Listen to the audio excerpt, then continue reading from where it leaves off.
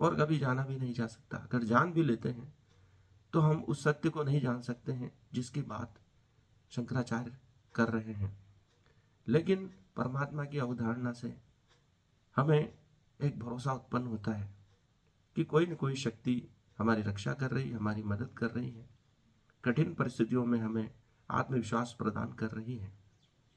लेकिन इसका तात्पर्य यह नहीं है कि हम वे प्रश्न पूछ सकें जिसके बारे में ओशो कहते हैं कि कुछ प्रश्न गलत होते हैं, उनका कोई उत्तर नहीं होता है। इसलिए भगवान बुद्ध कई प्रश्नों के उत्तर नहीं देते हैं, वह मौन हो जाते हैं। अर्थात उन प्रश्नों का उत्तर देने की आवश्यकता नहीं है।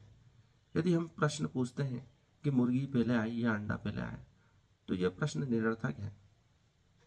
यह इसी प्रकार परमात्मा है या नहीं, यह प्रश्न हम जब करते हैं तो एक प्रश्न उत्पन्न होता है कि परमात्मा ने समस्त सृष्टि का निर्माण किया, तो परमात्मा को किसने बनाया? यदि परमात्मा को किसी ने बनाया तो उस बनाने वाले को किसने बनाया? तो यह प्रश्नों की अनंत श्रृंखला उत्पन्न हो जाती है। कोई न कोई किसी को बना ही रहा है। तो उस अंतिम परमात्मा तक हम पहुंच ही नहीं सकते हैं जो कोई किसी को बना रहा है, क्योंकि उसको भी बनाने वाला कोई न कोई होगा। ऐसा प्रश्न हमारे दिमाग में आएगा।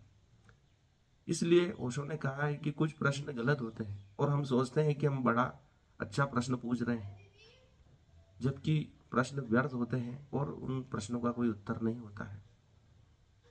ये ठीक वैसे ही प्रश्न है कि जो एक चुटकुले के माध्यम से ओशो ने बताया था। क्लास में गणित के टीचर ने एक बच्चे से पूछा कि रतनगढ़ से नीमच की दूरी 50 किलोमीटर है, तो मेरे पिताजी की उम्र कितनी होगी? नीमच से रतनगढ़ की दूरी का पिताजी की उम्र से कोई संबंध नहीं है। वैसे ही कुछ प्रश्नों का उत्तर से कोई संबंध नहीं होता है। इसलिए भारतीय परंपरा ने परमात्मा और इस सृष्टि को सनातन कहा है, अर्थात ये पहले से ही है।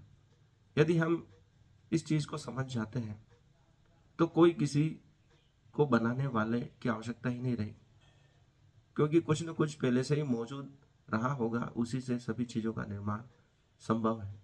ऐसा नहीं है कि कुछ नहीं से कुछ बन जाएगा।